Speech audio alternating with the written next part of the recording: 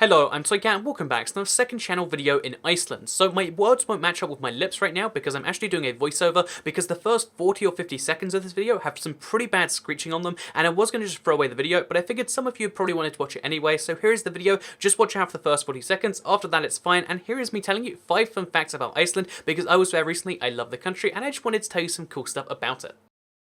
So, with that said, let's get straight into the first fun fact, which is the fact that Iceland doesn't actually have a military. This was kind of shocking to me, but there is no official standing military of Iceland, which is more shocking when you realise they somehow got into NATO without requiring that military. And yeah, even though there's no military, their Coast Guard have some guns, and that's like their defence strategy. It's like, we're in NATO, we've got Coast Guard's got guns, they'll shoot people maybe, and the defence strategy is basically being an island really far away from everyone, and I like that part. So yeah, there is a country without military. There's quite a few actually, and one of them is Iceland. The second fun fact about Iceland, which I only learned when I got here, is the fact that their currency has fish on it. So like their notes are pretty wacky, but their coins are even wackier. As you can see, the 100 coin it's got a fish on it.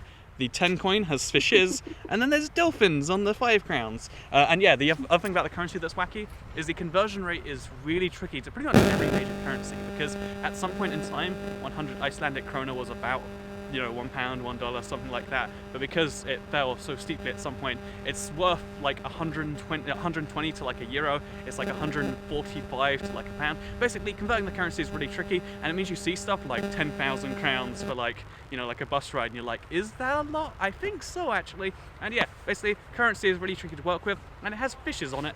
That's a fun fact if you ask me. The third fun fact is actually to do with the fact that, as you can see, it looks pretty dark here, like I'm here at the airport like 6 AM or something. It's actually just coming up to midday or like 11 AM or something like that, because the sunrise is really late here. So when you get really north places or really south places, in this case, we're really far north, we're only just below the Arctic Circle, the length of the day varies a lot over the year, and even though it's only November right now, it's, one, pretty cold.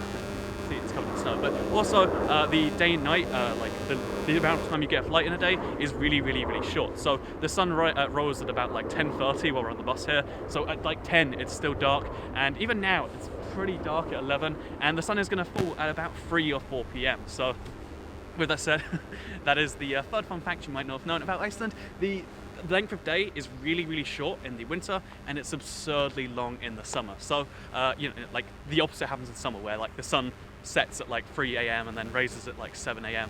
And yeah, really long days and really, really long nights. And in this case, really long nights. So I've had like maybe 6 hours of sunlight or 8 hours of sunlight since I've been here, and that's just Iceland, I guess. So with that said, the fourth, maybe fifth, I'm not sure, fun fact about Iceland is that the water here smells. This sounds ridiculous, and I was so sure it was just my shower, like I just booked a bad apartment, but all water in Iceland smells, and that might seem like I'm just being offensive, being racist, something like that, but the real truth of it is that the hot and cold water in Iceland come from different places. Obviously, it's Iceland, it's an island.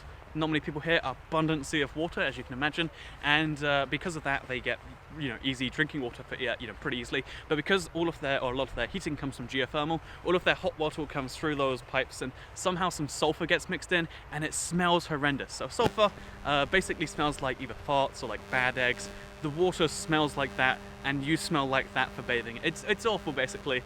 And yeah, water here smells badly, so wash with, I don't know, like fresh water. I don't know how to say that. But yeah, basically, water here stinks, and that's not something I've ever heard of in a country where it's like, some countries I've been to where it's like, don't drink the water, it's green. But here it's like, drink the water, but it stinks. And yeah, fun fact about Iceland. So the final fun fact about Iceland, I want to say before I go, for some people to the left and like a little bit curious, is the fact that Iceland is really, so you might think like, oh yeah, so Icelandic is like, like a really small populated island, it's a really lowly populated island. It has about 200,000 people here, and I always assumed the reason for that was because of the really far north thing. They're absurdly far north, they're really far away from everything, but the truth behind it is somewhat to do with that. But even the northern regions of like Norway, Denmark, Sweden, well not Norway, but the northern regions of Norway and Sweden and Finland, they still have some people living there, and more proportionally than Iceland. And the reason for Iceland's relative, a plane's landing over there.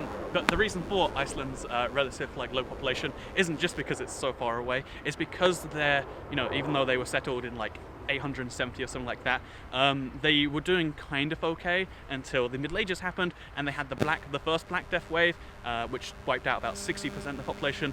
Then less than 100 years later, of the remaining population, another 45% were wiped out. And then just after that, they had a volcano eruption, and then, you know, that killed a bunch of people as well as ruined the farming land. Basically, Iceland was like disaster country non-stop until just about 100 years ago, which is actually when they gained their independence. So final fun fact, you know, I said that was the last one, but here's number 6 for you, is that Iceland used to be under Danish rule until really recently, or recently in terms of like 60 years ago. And the way they came under Danish rule is really weird to me, because they were first settled by the Norwegians, or first conquered, claimed by the Norwegians, and again, about 870 is the first recorded like modern humans going there. And even though they were, first conquered by the Norwegians, at some point in time, Norway came together with Sweden and Denmark to make the Kalmar Union, and then at some point, Denmark-Norway came away, and they kept Iceland. But when Denmark and Norway split up, somehow Denmark got all of Norway's possessions. Not entirely sure who made those divorce proceedings, but pretty good deal for them. And yeah, as a result of that,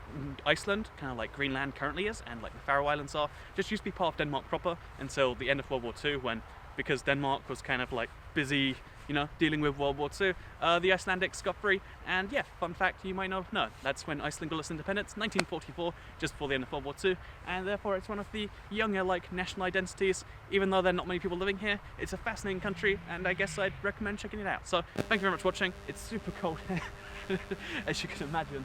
When you see there's a place just covered in snow, and this is November. Apparently it gets worse and worse and worse. And actually, you know, final little thing here is that if you see those memes where it's like, oh yeah, Iceland is green and Greenland is icy, that's true in the summer, but in the winter, I assure you, Iceland it looks like this. So there you go. Thank you very much for watching. Second channel. Don't care. Goodbye.